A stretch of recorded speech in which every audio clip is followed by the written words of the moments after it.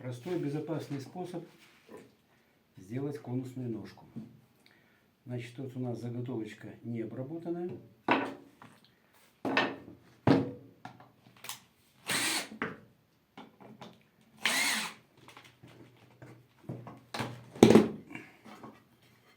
Вот уже обработанная после рейсмуса.